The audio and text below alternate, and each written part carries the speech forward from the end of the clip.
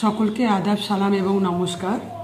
SIR নিয়ে election কমিশনের যে আপডেট, সেই আপডেট আমি দেওয়ার জন্য আপনাদের কাছে এসেছি।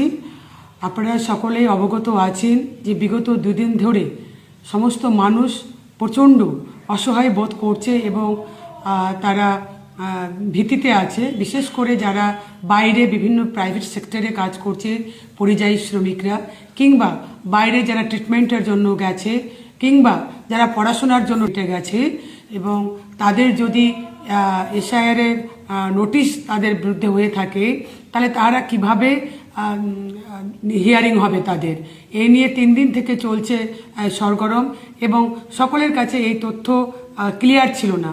আজকের যেটা আপডেট, সেই আপডেটে ইলেকশন কমিশনের যে আপডেট, তাতে বলা হয়েছে যে সকল পরিযায়ী শ্রমিক বা যে সকল শ্রমিক বিভিন্ন প্রাইভেট সেক্টরে কাজ করছে, তারা সেখান থেকে ভিন রাজ্যে গেলেও সেখান থেকে যদি অথরাইজেশন লেটার হোয়াটসঅ্যাপের মাধ্যমে পরিবারের কাছে পাঠায় যে আমি এই প্রাইভেট সেক্টর বা আমি এখানে কাজ করছি এবং আমি ফিজিক্যালি সেখানে অ্যাটেন্ড হতে পারছি না, আমার তরফ থেকে হিয়ারিংয়ে আমার ভাই কিংবা স্ত্রী কিংবা বোন যে কাউকে যদি অথরাইজেশন লেটার দিয়ে দেয়, তাহলে কিন্তু তাকে হিয়ারিংয়ে আসতে হবে না, পরিবারের কেউ গিয়ে অ্যাটেন্ড হলেই সেটা চলবে।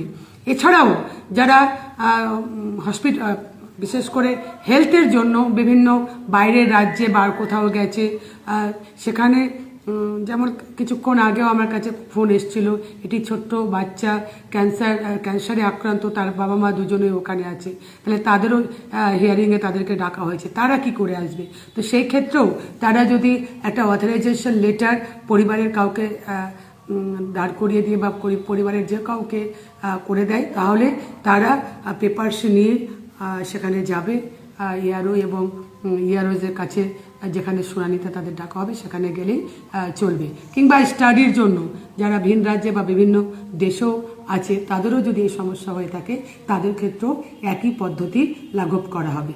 ধন্যবাদ, নমস্কার, আসসালামু আলাইকুম।